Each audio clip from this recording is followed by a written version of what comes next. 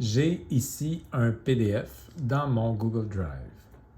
Alors, si je l'ouvre ici comme ça en aperçu, je n'ai pas de moyen vraiment de l'annoter, ce PDF-là. Je n'ai pas moyen d'écrire dessus, je n'ai pas l'option qui m'est proposée comme ça directement. Je peux ouvrir avec, je pourrais connecter un autre service comme Camille et tout ça, mais c'est un compte, souvent c'est des frais à payer et tout ça. On a déjà vu la méthode pour prendre une capture d'écran et avec cette capture d'écran-là, on peut la modifier. Mais si je veux conserver mon PDF et simplement écrire dessus, c'est possible aussi. Mais il y a une petite étape à faire de plus. Avant d'avoir le crayon qui apparaît ici puis qu'on puisse le modifier, qu'on cherche, eh bien, ce qu'il faut faire, c'est venir télécharger notre document. Donc, on vient ici pour télécharger le document et on le retrouve dans notre tote. Alors, une fois que le document est téléchargé, je clique 2 fois dessus et là, je me retrouve sensiblement avec la même chose, sauf que là, cette fois, j'ai l'option du crayon qui est ici en haut. Et c'est ce que je cherche. Alors, j'étais dans Disque en mode aperçu, tu sais, c'est le mode...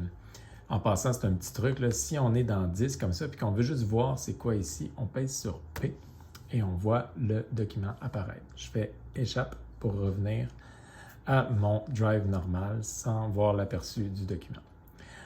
Alors, ce que j'ai fait, vous avez vu, j'ai téléchargé le document, j'ai recliqué dessus et là, ça l'a ouvert comme un onglet dans Chrome. Et maintenant, j'ai des options que je n'avais pas auparavant, soit le petit crayon qui est ici. Je peux venir changer ici la page pour aller consulter les autres pages. Je peux ici mettre tout ça comme en plein écran comme ça ou très large comme ça au complet. J'ai donc des petites options ici comme ça. Moi, je vais revenir à 100%. Ça me plaisait bien.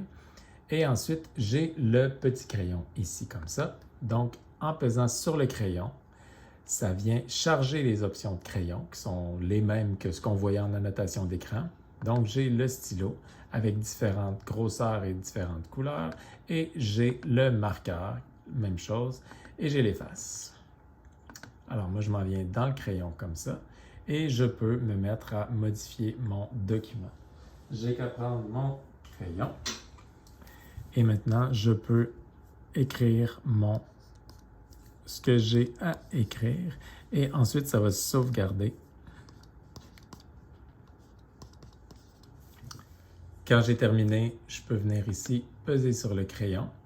Et là, je suis sorti du mode édition. Je vais revenir au début comme ça. Donc, je suis sorti du mode édition, mais mes modifications sont enregistrées. Quand j'ai terminé de faire les modifications sur mon PDF, il me reste à télécharger ici avec mes modifications. Je pourrais, si je voulais réutiliser, par exemple, si je l'avais utilisé juste pour faire un exemple à mes élèves, je ne serais pas obligé de le télécharger avec mes modifications. Tu sais, je pourrais faire abstraction des modifications pour recommencer en neuf dans un prochain cours. Mais là, je veux le télécharger avec mes modifications et je décide où il s'en va dans mon gestionnaire de fichiers. Et voilà, je l'ai fait remplacer. Et maintenant, mon fichier est maintenant transformé. Là.